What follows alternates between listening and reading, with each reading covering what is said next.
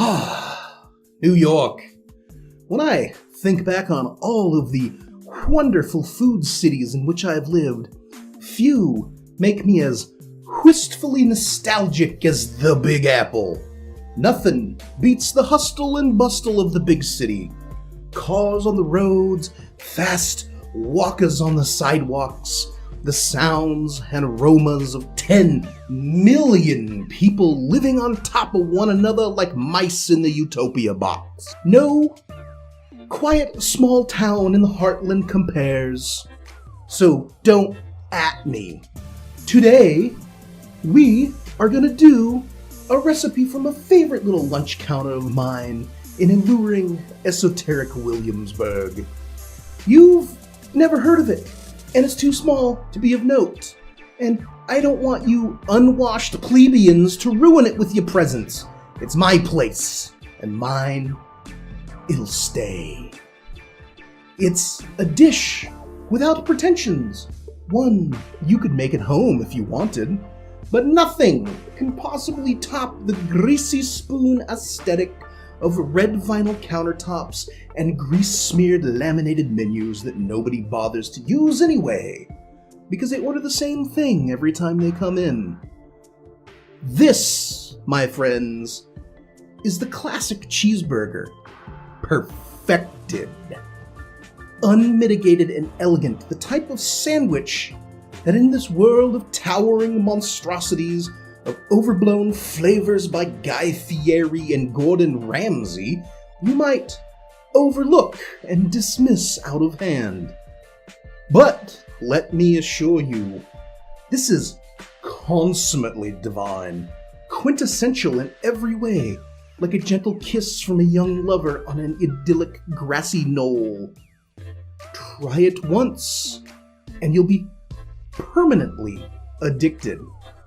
Mind forever blown. Without much further ado, let's get into it. First, you're gonna start with the bread. I got these from a hidden Latinx panaderia that's nestled deep within the city. You've never heard of it, and I intend to keep it that way. Butter your skillet. Grass-fed European butter, please. What kind of animal do you take me for? Drop the bread in. We want a nice, gentle toast on the bread. Look at that. Absolutely divine. Set this aside, and we'll dress our burgers up. To dress, you're gonna need elegant and classic Americana. 1 finely minced onion, 2 sour brined pickle slices, mustard, and yes, ketchup. You could always use store-bought if you're some kind of pedestrian. Look at you, using store-bought. Hunts and Hines, please leave. You're not welcome here. I use this unctuous and piquant home-fermented small-batch tomato ketchup. Link is up here in the description somewhere. In the box, you will find it. It's around here somewhere. Another reason I don't like store-bought is the uneven application. Notice how it spurts and splatters and all over the place like a bukkake party. Oh God, it's everywhere. It gets into everything, and you can't do anything about it. Oh God. If you truly love hamburgers, you will go out of your way to obtain these vintage squeeze bottles to properly apply 4 evenly spaced globules on the top bread. Then comes the mustard. Oh, again, not fond of store-bought. This mustard is another home-fermented batch made out of fine ground mustard powder and white wine. An absolutely flawless flavor combination for this ultimately flawless hamburger. Link again is in the description. Maybe it's down here. Who knows? It's YouTube. It could be anywhere. Now, let's talk about the star of the show, The meat. Most hamburgiers use a good 80-20 ground chuck. But what kind of absolute dirt merchant do you take me for? Using 80-20 out of a chub? Come on! For this burger, we've fine ground top sirloin of exotic 100% grass-fed and finished Alberta Wagyu at the cost of $93 a pound.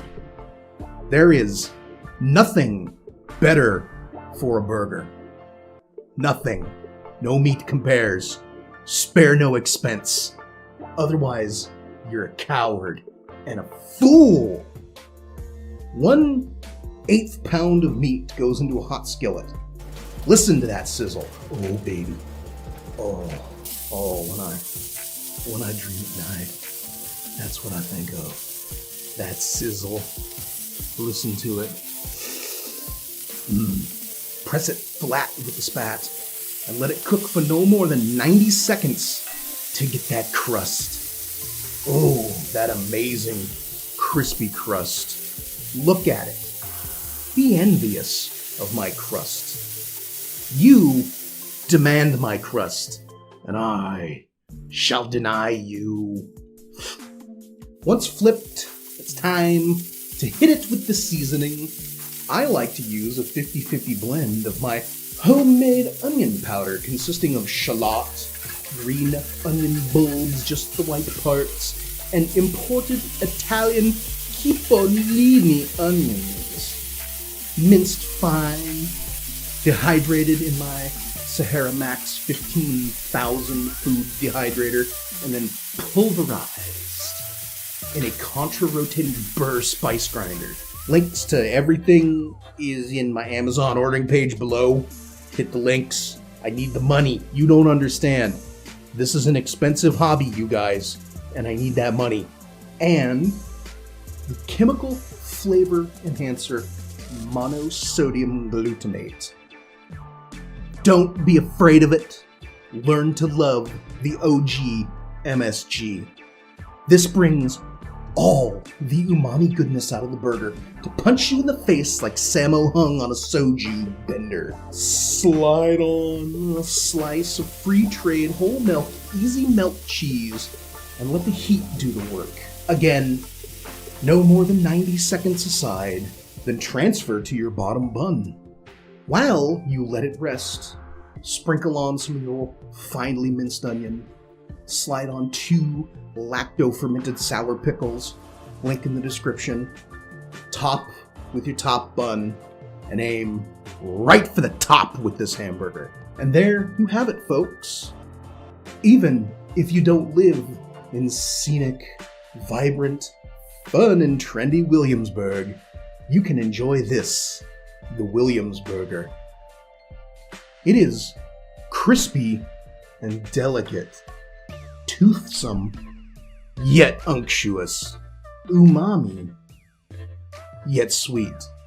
It is everything you remember from those hamburgers from your youth, but here in the waxing years of early middle age. Bon appetit, my friends, and remember, namaste. Alright. That was fucking stupid. Alright, I think we're done. Let's